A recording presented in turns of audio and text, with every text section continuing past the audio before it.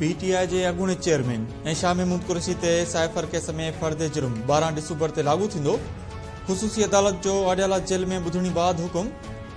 PTI जे अॻूणे chairman ऐं शाह महमूद कुरैशी खे केस जूं कापियूं बि फराहम कयूं वियूं।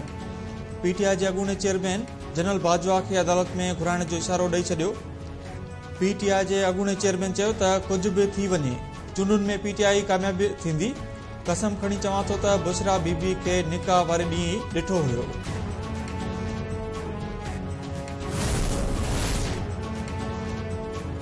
साज़िश पीटीआई जे अॻूणे चेयरमैन खिलाफ न पर पीटीआई जे अॻूणे चेयरमैन पाकिस्तान खिलाफ साज़िश कई हुई। नून लीग पंजाब जे सदर राना सनाउल्लाह चयो आहे त लाॾला असां न पर असांजी हुकूमत करे आंदल शख़्स हो। जिना हाउस ते हमिलो कंदड़ कंहिंजो भाणजा आहे। दानियाल अज़ीज़ ऐं एहसान इक़बाल विच में टिकेट तां झेड़ो आहे।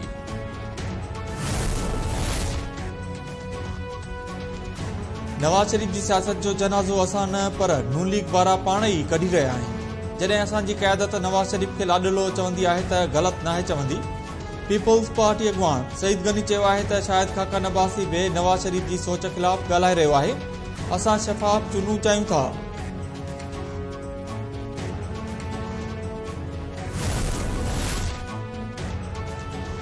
एमक्यूएम सिंध हुकूमत खे पीपल्स पार्टी जी बी टीम करार ॾेई छॾियो। सिंध जो इलेक्शन कमिश्नर बि पीपल्स पार्टी जो कारकुन करार। एमक्यूएम वफ़द जी ख़ालिद मक़बूल सिद्दीकी जी अॻुवाणी में चीफ इलेक्शन कमिश्नर सां मुलाक़ात। ख़ालिद मक़बूल सिद्दीकी चयो आहे त शफ़ाफ़ चूंडूं न थियूं त बहराननि में इज़ाफ़ो थींदो। सिंध हुकूमत जा बि समूरा मामला अॻूणा वज़ीर ई ॾिसी रहिया आहिनि। फारूक सतार चयो आहे त पीपल्स पार्टी जो सिंध जे वसीलनि ऐं पैसनि ते कब्ज़ो आहे। मुल्क में शफ़ाफ़ चूंडूं थियण घुर्जनि।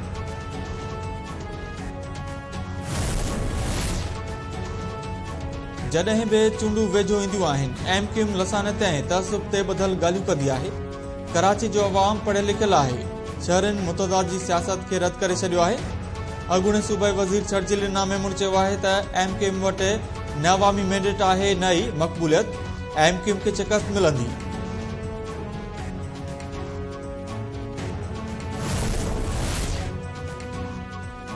नून लीग सूबाई इलेक्शन कमिश्नर सिंध ते बेएतमादी ज़ाहिर करे छॾी। तकबंदियुनि में हिक पार्टी खे नवाज़ण जो इल्ज़ाम। कराची में प्रेस कॉन्फ्रेंस कंदे नून लीग सिंध जे सदर बशीर मेमून चयो आहे त सूबाई इलेक्शन कमीशन हिक सियासी पार्टी जी धुर बणियल आहे। इलेक्शन कमीशन खे शिकायतुनि बाबति ॿुधायो आहे। सिंधो दर थियल तकबंदियुनि में हिक सियासी पार्टी खे फ़ाइदो ॾिनो वियो आहे। नशरो फिरोज ज़िले में हिक यूसी खे मनपसंद तक में शामिल कयो वियो।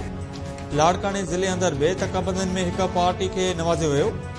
समूरनि तकबंदियुनि ते असां जा एतिराज़ बरक़रार आहिनि। नून लीग इलेक्शन लाइ तयारु आहे। हिन भेरे सिंध में मुक़ाबिलो कंदासीं।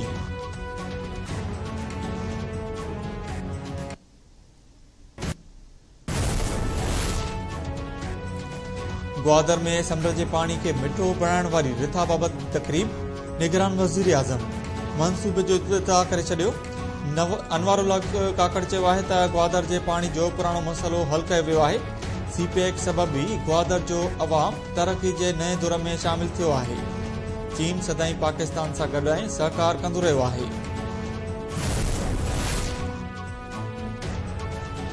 आम चूंडुनि लाइ रखियल रक़म जारी न थियण जो इलेक्शन कमीशन नोटिस वरितो। नाणे वारो सेक्रेटरी तलब। चीफ इलेक्शन कमिश्नर पर आम मामले ते निगरान वज़ीर आज़म सां बि राब्तो करण जो फ़ैसिलो। ज़रियनि जो चवणु आहे त नाणे वारी वज़ारत चूंडुनि लाइ इलेक्शन कमीशन खे 42 अरब रुपयनि मां रुगो 10 अरब रुपया जारी कया आहिनि।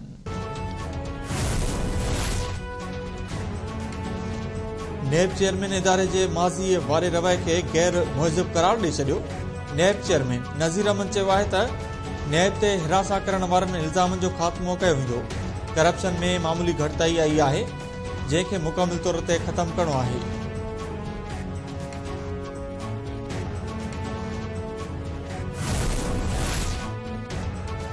उत्तर गज़ाबाद इसराइल ॾखण गज़ा ते बि बमबारी शुरू करे छॾी। वधीक 700 फ़लस्तीनी शहीद फ़लस्तीनियुनि जो अंगु 16,000 खां वधी वियो।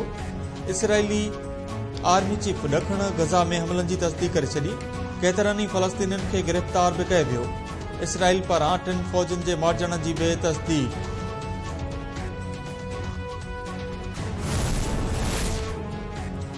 Justice Mazahar Ali Naqvi supreme judicial council जे बे नोटिस जो जवाब जमा करे छॾियो।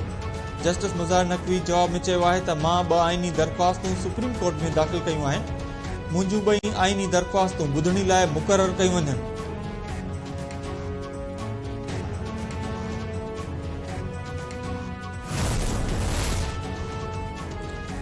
हुकूमत मञी रही हुई, पोइ बि डिप्टी कमिश्नर्स खे सरकारी ओपन ऐं ब्लैंक पेपर ते सरकारी नौकरी ॾियण जो चयो वियो।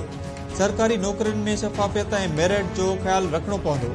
सिंध हाई कोर्ट जे जज जस्टिस ज़फ़र अहमद राजपूत जा सरकारी नौकरियुनि ते पाबंदी वारे केस में रिमार्क्स। अदालत स्टे ऑर्डर बावजूद सीसी में नौकरियूं ॾियण ते कावड़ जो इज़हार कंदे 6 महीननि जो रिकॉर्ड पेश करण जो हुकुम ॾेई छॾियो।